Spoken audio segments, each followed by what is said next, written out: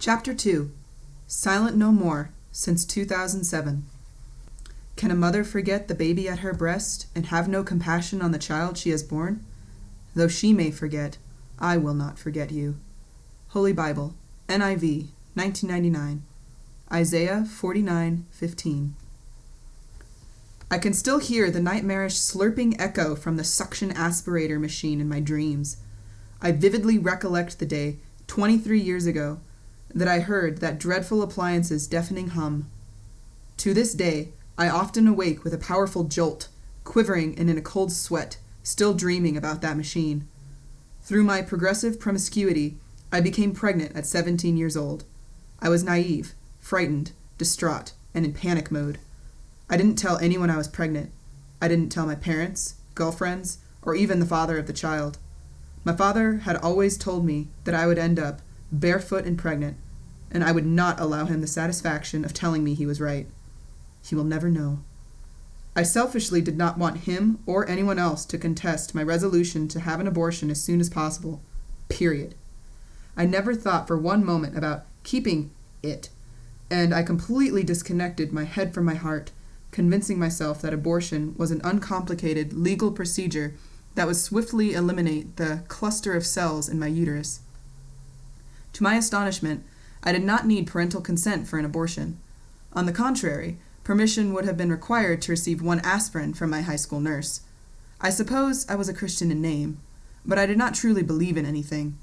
I made the appointment and ambled into a very common abortion clinic. It was like entering a police station, down a narrow and sinister hallway that seemed endless and ultimately ending up at a window pane with multiple sheets of bulletproof glass. Midpoint was an undersized circular opening. Not wanting to make eye contact with the young woman behind the thick panes, I whispered my name into the hollow. Amber Cote? She sifted through some loose papers and then pressed a button that buzzed me inside. Crumpled over, I sauntered through the substantially heavy door laden with numerous locks. This place is more protected than a bank. I knew this abortion would be yet another failure in my pathetic, incessant string of mistakes. I can turn back now before I enter this door. I didn't turn back. I felt selfishly indifferent, but still sensed a numb chill inside of those clinic walls. The clinic staff was stern and structured, rushing me through the process. Everything about the procedure was completely void of life, and the lies were manifold. They did not care what my rationale was, or why I wanted an abortion. They simply validated my proper decision to end the pregnancy. I was not giving any counseling or information about other options, like keeping the baby or giving the baby up for adoption. I knew nothing about fetal development. I did not know that my baby had a strong heartbeat, eyes, ears, fingerprints, toes, a firm grip, and had already probably experienced a few annoying cases of the hiccups. As I was hurriedly shuffled from room to room, it was never suggested that I keep my baby in any way. First, pay $250, cash only. I couldn't afford anesthesia. Fill out these forms, go take a urine test, sit, and wait. As minutes ticked by like hours, no one talked. The few who did quickly silenced themselves after hearing the awkwardness of their own voices. One woman casually leaned over to me and whispered that this was her 4th abortion and that it was no big deal. I didn't respond, feeling too sick and fuzzy-headed. How can she carry that on her conscience? No one else in the room could even look at each other. One by one, they called our names, and I was finally summoned and corralled into an exam room for an ultrasound. A woman squirted chili jelly on my belly and began to stare at my active baby. I swiftly grabbed the ultrasound monitor and looked at it. I did not know why I did this. I truly never expected to see anything. The nurse was totally stunned and dismayed, fearfully looking towards another woman who was obviously a supervisor. I didn't know it then, but that assistant knew that women who see their baby's heartbeat are 95% less likely to abort. The patient should not see the sonogram machine is plainly written in this large clinic's camaraderie or employee manuals. Reptilian smooth, the boss immediately took over. She carried herself like a confident specialist as she figuratively pointed out my organs, placenta, everything but the baby. She smiled while indicating each meaningless reference. I nodded my head, but was straining to see the gray, shadowy beat moving on the screen. What the heck is that? My breath caught, and my chest suddenly felt tight. I felt flushed and had to regain control of myself. No way. I ultimately tried to ask, Is that the heartbeat? But stopped. That could not be the baby's heartbeat there. There was no baby yet. It's just a split cell, right? I asked the nurse, almost panting, wrestling shamelessly to render myself blameless. Oh, of course, dear, she answered in an overly sugary voice, pretending to laugh. She confirmed that I was about 9 weeks pregnant, which was merely a couple teaspoons of tissue. I uneasily nodded. Maybe I was seeing my own pulse or some throbbing innards. Seemingly satisfied with herself, she chaperoned me out of that room. I was still discerning the diminutive beating I had just witnessed, but because of denial and unconscionable self-centeredness, I did not stop. Hours later, I was in the undersized, muted room where I would have the abortion. The peculiar doctor leisurely walked in, hastily introduced himself, and instantaneously began. I kept lying to myself over and over, it will all be over soon. The suction machine was flipped on, that ghastly, piercing drone that continues to wake me today. The nurses, selling abortion, told me the abortion would feel no worse than bad menstrual cramps. Liars. The unbearable pain took me by surprise, and I involuntarily started gagging. I writhed in agony with each pitiless tug. It felt like my bowel was being mercilessly dragged through my vagina. I pulled in a deep breath, but when the stagnant air hit my nostrils, so did the nasty stench, which I soon realized was the smell of blood. My blood. The baby's blood.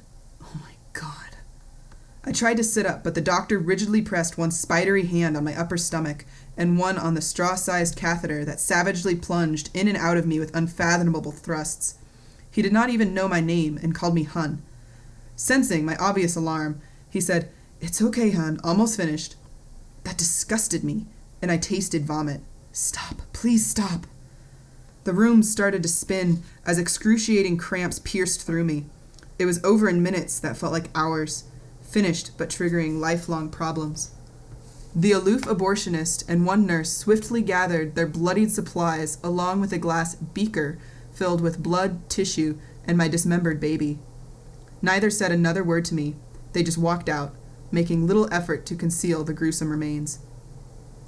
The deadly suction aspirator machine was on wheels for simple and efficient transfer.